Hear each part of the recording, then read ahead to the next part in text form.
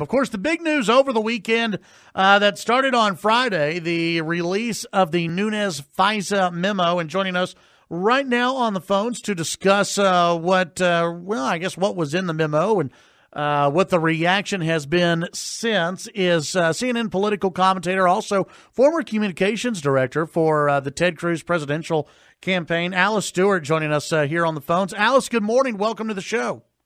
Hey, great morning to you. Appreciate it. Glad to be on. It sounds like it's a little cold there, just like it is here in Philly. Yeah, just wow. So you're in Philadelphia. I am. I'm getting ready to hop on the train up to New York, but I can tell you some fireworks were going off last night. I'm sure. So the city is not in ruins. Those were just rumors, right? Most of the city is still intact. There are some that may need a little cleanup, but no, everything is fine. Everyone got a little too excited, and some people got out of hand. But for the most part, it was a joyous celebration all across Philadelphia. Well, that's good. Well, glad to have you on the program today. Let's talk about this memo that was released on Friday. Tell our listeners a little bit about at least what you took away from that memo, because, Alice, to be honest, I've heard reaction everywhere from this is the biggest indictment on the FBI ever to this is a little bit of an indictment on the top brass of the FBI, but otherwise this is no vindication of President Trump.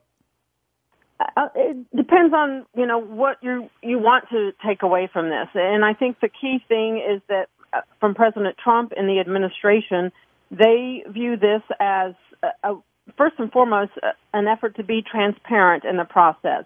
And, of course, we've heard the president tweet that he feels as though he has been vindicated in the Russia probe as a result of this.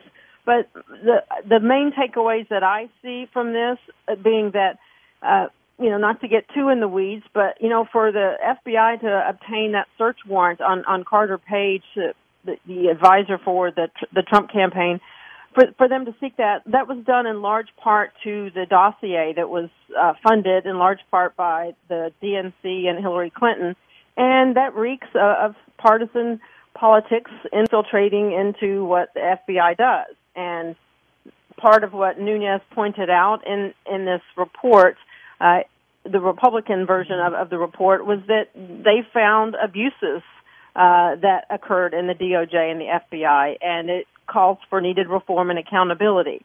So those are, some of the key takeaways that they found in that, and they overall feel it's in the public's best interest to release this memo and get this out there as for national security. But they also point out that, they have said they have confidence in the FBI, and they have confidence in many people in the DOJ and the FBI, but at the same time, there have, in their mind, some abuses have occurred, and it is right for those to be pointed out, highlighted, and certainly corrected in the future. What was it about this memo that the Democrats, at least from your understanding, that the Democrats didn't want released, and that even the FBI didn't want released? Because as I read through it, I didn't see anything that really jeopardized national security. I didn't see anything that would put the nation at risk.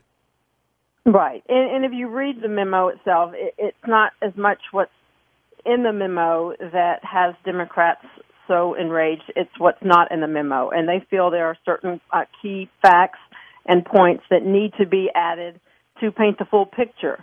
I mean, what we see in here is allegations the FBI abused their surveillance authority, and that no warrant would have been issued at all without the dossier, the Steele dossier. But Democrats have said there's a lot more that goes into that, and a lot more came out of their investigation, and that was not included. So they will respond. They will put out their memo, and in their mind, they want American people to reserve judgment until they get the full picture. And of course, Republicans being in charge in Washington and having being the majority members of this Permanent Select Committee on Intelligence, they had the opportunity to get their report out first. And so they got the information out, and in their minds, the facts speak for themselves. But the Democrats took different information they thought was critical and valuable They're working on that. They will get that back to the committee, and their efforts and their hope is to get that out quickly so that people can understand the full picture. But, remains to be seen. I think the key here is that, in my view, I have utmost confidence in the FBI and the Department of Justice. The American people should as well.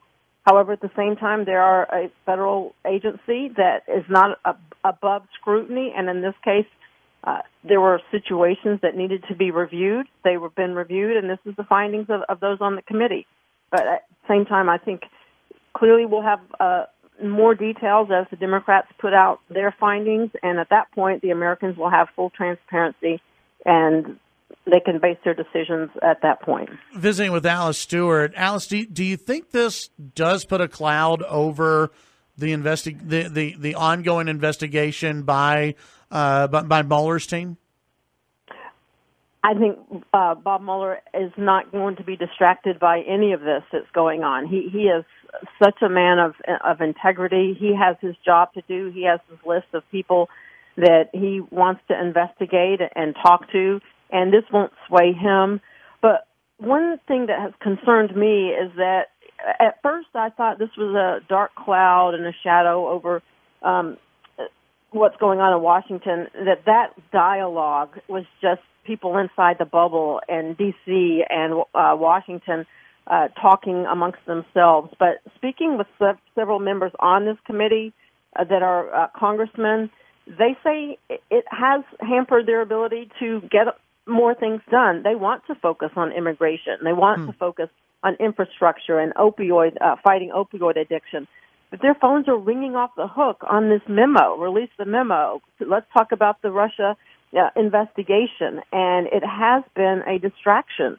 There are only so many people in their offices and can answer the phones for so long. One member I talked with said they've gotten 5,000 calls in their office since the talk of the memo had begun. And you cannot, as much as you want to focus on the top priorities that you are elected to accomplish in Washington, when the phones are ringing off the hook from your constituents, you have to respond. But at the same time, a lot of these are phone banks from people who get together just to clog up the phone lines. But you can't tell the difference until you answer the phone. But these are members of Congress that are responsive to their constituents and the people of America. And when an issue comes up, they are going to respond and take the time necessary to do the important constituent service work that they must do. Well, how do you think this does play with the average voter, the average person who's just sitting around there watching all of this play out? Maybe, not someone who's completely involved in the political world, not someone who's watching all the time, but just that average voter. How do you think all of this really plays with that average person? A lot of people are going to support Donald Trump and support the Republican Party and see this is what it is, and that's not going to change them. And others, no matter what the president or Republicans do, will look at them in a negative light. But right. As we get closer to the midterms, and you have some big ones coming up there in Texas at the end of this year, people are concerned about jobs and the economy and certainly now national security and whether or not we'll make progress on building the wall. So more than anything, people want to make sure they have a steady job. They would love to see higher wages. They would certainly all love to see another bonus in their paycheck. But at the end of the day, they want to see this in the rearview mirror just as fast as people here in Washington, because we have the business of the American people to address, and it doesn't involve the Russian meddling. Before I let you go, I want to ask you about timing on this. I thought the president knocked it out of the park at the State of the Union address, which now seems like a month ago. But I thought he knocked it out of the park. And then you have this memo that was released on Friday. I know for most White Houses, after a State of the Union address that is considered a home run, they don't want to talk about anything else but the State of the Union address. Did the timing mess up the communications calendar in a way where everyone forgot about the State of the Union address and they're just focusing on this now? Well, you have to remember, things in Washington operate in dog years. So there are, you know, one day seems like 7. Yeah. So I you know, the release of this memo only took place once the president declassified it and returned it back to the committee and allowed them to release it. So in my view, the White House was smart to wait some time after the State of the Union and get some very well-deserved earned media from a communication standpoint. The best thing you can do after a great speech or a great event or a great public event that you have is let it breathe in the media. And the White House gave it some time to get some attention and get some traction on that, but he clearly wanted the Nunes Memo to be released. In his mind, as he has tweeted, it vindicated him on a lot of questions surrounding the Russian investigation, and he wanted to get that out.